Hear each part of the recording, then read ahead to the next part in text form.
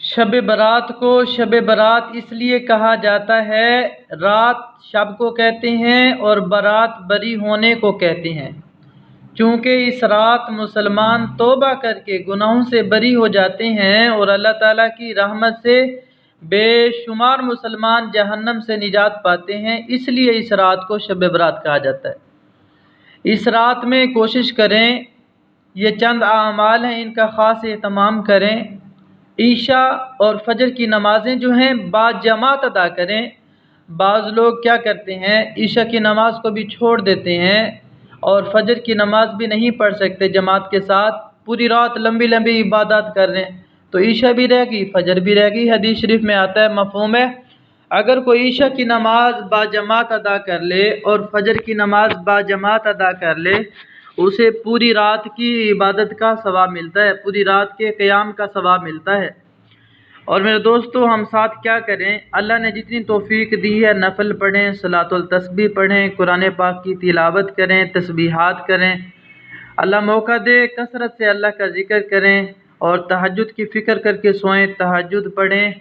اور اللہ کا ذکر میں 3 تسبیحات بھی شامل ہیں، آپ ایک تسبیح درود پاک کی توجہ اور دھیان والی پڑھیں، ایک تسبیح جو ہے تیسرے کلمے کی توجہ اور دھیان والی ہو، اور ایک تسبیح آپ پڑھیں استغفار کی، اپنے گناہوں پر ندامت کے ساتھ رو رو کر اللہ تعالیٰ سے اپنی تمام زندگی کے گناہوں کی مغفرت طلب کریں۔ اس مبارک رات میں قبرستان جانا اور مسلمان مرد و عورتوں کے لیے ایصال ثواب کرنا مستحب ہے۔ کوشش کریں جتنا ہو سکے اعمال کریں، ذکر تسبیح وہ سارے کا سارا پیارا نبی صلی اللہ علیہ وآلہ وسلم کے وسیلے سے پوری امت کو ہدیہ کر دیں، پوری امت کو ایصال ثواب کر دیں۔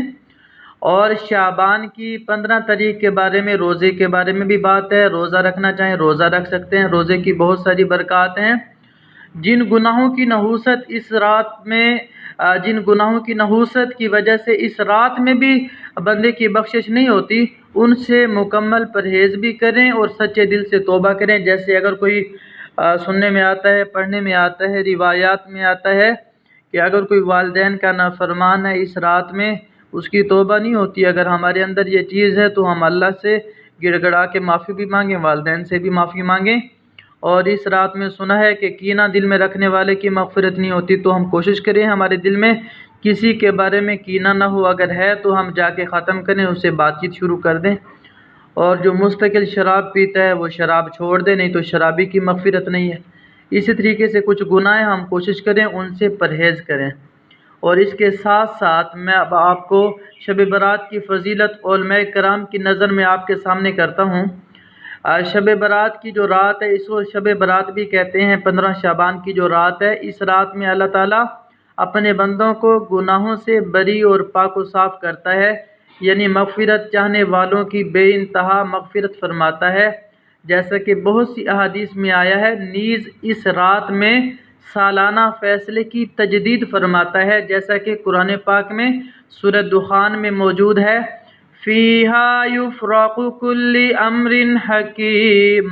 شب برات میں نوافل پڑھنا، تلاوت کرنا، اپنے لیے اور دوسرے مسلمان بھائیوں کے لیے دعا کرنا، یہ ساری عبادات کرنی چاہیے۔ اور اگلے دن یعنی 15ویں شعبان میں روزہ رکھنا بہتر ہے، حدیث شریف میں آیا ہے۔ تو میرے دوستو، ہم کوشش کریں ان باتوں کو اپنی زندگی میں لائیں۔ شب برات کی رات میں مخلوق کو گناہوں سے بری کیا جاتا ہے۔ تقریباً 10 صحابہ کرام سے اس رات کے متعلق احادیث منقول ہیں۔